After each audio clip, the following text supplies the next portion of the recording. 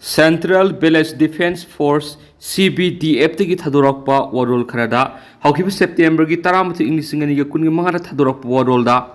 CVDF na akanba mawongda condemnation torokli makoina phongdorakpa maruiba wafam kharada Prime Minister laktubagi mangoinana mahak oknabagi damakta Ccpur da PM Modi bu welcome taunaba yamna phajaba decoration install tawba singadu khulai paiba miyoi singna yaikhai thingairamba masumang taklamba bu the Central Village Defense Force CVDF na akan mamongda condemn tawbaga loinana hairiba thawdo adubu madugum sathariba miyoi sing adubu yamna lamsa sajat yaudaba ikai ningai heba wafam yauna phongdorakre hairiba thawdo wathok sing asina khoigi organization amsum zomi community da Aran barom da satlal heba wafam yauna phongdorakle CVDF na makhatana phongdorakliba wafam mana yamna historic oiba mawongda Prime Minister Narendra Modi na Ccpur da lakpada haraukte yamna welcome tawi loinana security forces sing da cooperation pigane amasum district administration asu security arrangement da foolproof security pigadabane amasum yamna peaceful oiba mawongda stagane haba wafam yauna wafam kya phongdorakli India ki ngamkhainak na Myanmar da Arakan Army amadi junta lanmi ki marak akan mamongna khuthoknakre nimit khrani asna Myanmar junta lanmi amasum rebel force ki marak Myanmar ki tuan mafam singda akan mamongna khuthokna bagi thawdok leptana nauna thurpi junta lanmi ki mekai digi rebel force am oiriba Arakan Army singbu rakhai nyang tuan ba mafam ahum digi takthokna na bagi akan mamongna Arakan Army ki matakta operation leptana sathari Nakalani gi marakta akan mamona khuthokna ba shin mara moiduna India mas Myanmar ngamkhai nakna Myanmar asaw Iraq kya left na thokli Arakan Army gi maikai digi su junta lanmi sing bura khan state ki takthokuna state rasibu makoi gi makhara thamna ba akan mamona junta lanmi gi mathakta khut hanbi gi thawak sathari report ama gi matungina junta lanmi gi battalion unit chingori ba Napetang sipta leiba sumta village pungani rom sumna Arakan Army amadi junta lanmi gi marak akan mamonu kuthokna ri hari hauji phabi goina kuthokna bigi thawdo odru nakalani gi marak miyoi ke asiana sound nanglaba yana leidi hari Sardisgat Naxalite Lalhouba tara khatkhe IED pokhairak pada CRPF ani sokli security force na Sardisgat ki Gariyaban district operation sa thabada Naxalite Lalhouba singa khuthokna rakpadi hausa power security force na senior leader ama yauna Naxalite Lalhouba tara khatkre hari laikhidraba Naxalite ki senior leader adudi CC member Modem Balkrishna kawi mapu phaba natragan khat pangambar authorities na lupa crore amagi mana lathokrabani security force na intelligence ke khanaba paw phangmri anti Naxalite operation sa thakibani operation da STF E30 CRPF ki Cobra Commando masum Sardisgat police ki personnel singyakhi hauzi Gariabad district security force ki apan team na makhatan anti Naxalite operation sa thari amaramna Sardisgat ki Dentawar district ta ngasi CRPF na thihumbi ki thabak sa tabada Naxalite Lalhouba singna thamlamba IED bomb ama pokhaira pada CRPF ki personnel ani sokle hari thawdo odu ngarang ayuk pung taraga makhairum tabra thokibani soklaba personnel ani du hospital pukatuna laying sa thri masum khudong thningai oidre hari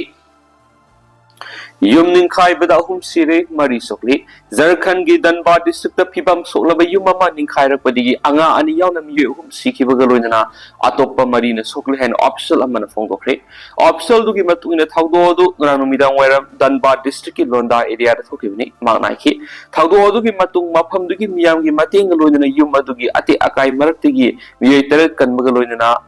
Shahid Nirmal Mahato Medical College and Hospital pukaki aduba anga ani yauna miyoi ahum di shina purakle haina doctor sina lakthoki haina phongdokla dun official dun haki atopa mari da hauji hospital adu layeng li hari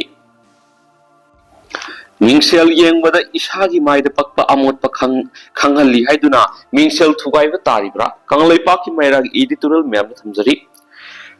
Aikhoi gi miyang ki mihut oiribe MLA singamadi lusing ba singni haiduna songthorakli ba singna buksiel singna ka thokpana mang thaduna lewak miyam gi tamak thabak taw ngamna ba khona ka dabani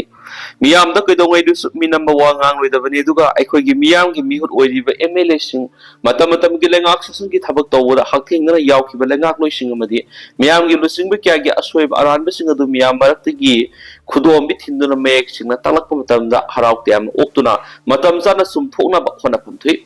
Madunatana Mingshel Yang Isagi Maid Amot Pakasing makes and Wally Hetuna, Saudun Mingshel Tugai Pivo Madurita Handavan Sungani,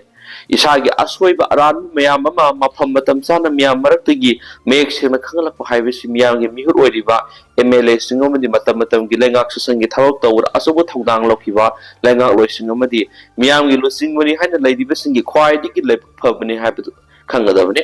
Other Masiki on a Tainavada, I could get Langa Oina.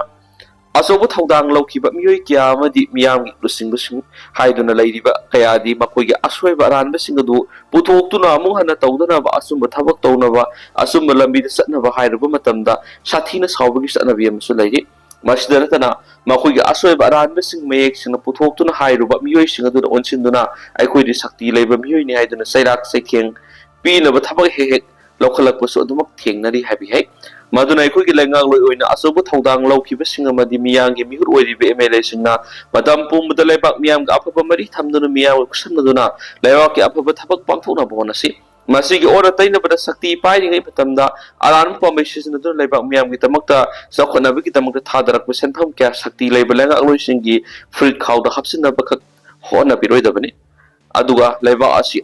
I certainly will Lamda Mamani Highway Quigilebaki, mute or the MLA Singamadi, Lamda Masig losing machine hide on a song to the here, Gau talk to Isagi, or Zavana Mang Taduna, Arana Tapatora, Yori, Amuhana, talk to Nabohana Bigadavani. Quieting Luri with it, like Miamgi, Kola, Amati Matamadam, Guana Levaki, the upper Tabak Dona Bakula, Wapam Sing, Miangi, Mihuru, the MLA Sing, the Tabiduna, Miamna Tamli, but Tamaki Wapam Sing, the Tabak, the Tashing, the Sen, Otona Bohona, Namgadavani, Yamna Luri with the Miangi, Mihuru. MLA Singomadi losing Niaduna, Song Turaki Bakaya, Asway Baran Bakia, Shinora Moiduna, Iram the Manipur Masetana, Tuana Bohona Pau, Karishuto Bungam, the Letopugum Toribasini. Nasing a sim of Manipur, Tuana Bohona Riba, upon we never sing Masak Siang the Kanglabaso. Makoi Mighty Piduna, Iram Dam Kanabokona Bagamdri, Masigi Mataka Miyagi Mihur, where the MLA Singamatu and a Punsinduna, upon Magi Pangal Tona, Amatu and a Sagatuna Yanavasing, Mighty Pibangam the Namadi, Maralagaki Lusingushing the Manipur Kanana Lokom to what Haudando, Lawan Bagam the Lady Basini. Otherwise, Miyagi Mihur, where the MLA Singamadi, Lambda Masig Lusingushing Haiduna, Song Torakli Visinga, Asway Aranda Kiamatam Sana Putora Pomatamda, Harautiam Oktuna, Som Tona Bohonasi. Madunatana Sakian Mingshel Yanglaga, Isagi Mai the Papa Amot Uhaleheduna, Mingshel Tukai Nabi, Hainabi Sidi, Tadoko Sungan Heba, Kanglai Paki Merag, editorial Miam, the special Kantirmo in the Mam Bakatana Tamzari. Miam Kiwa took labor PM Gi concert Hensi, MLA Imo.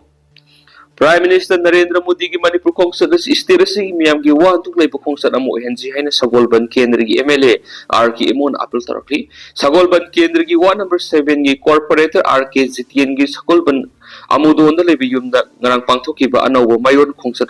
Amakaki Taraga Manga Subu Mapokumon Toram the MLA Arki Imona, Madaki Wapamasi Fundo Kibane. MLA Makedi Manipur Mausaki Pum the Hanjeluna, but Nestle Harrison that Miam Amadi Posi Pubagari Sing, I think Balatana Satnava,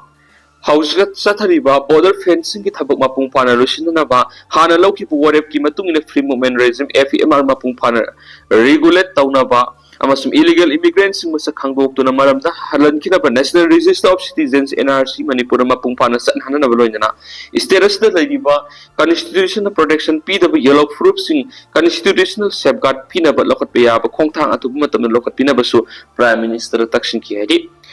Taura Maduga Madi Legend MLA Arki Imona High, Magna, what left ring a Mamandi Amudon, Sagolban Kendri Miam, Amasumani Premiam, Apun Musakta Mama Sagana Pandamda, Anovo Mayol concert Amakak Silinga Kibre, Mani Premiam Amatu and Lemin Ravadi, I could get Tunglam Sat Kanbanga Tanasi, I couldn't hear Shukia Sukuhan Bada.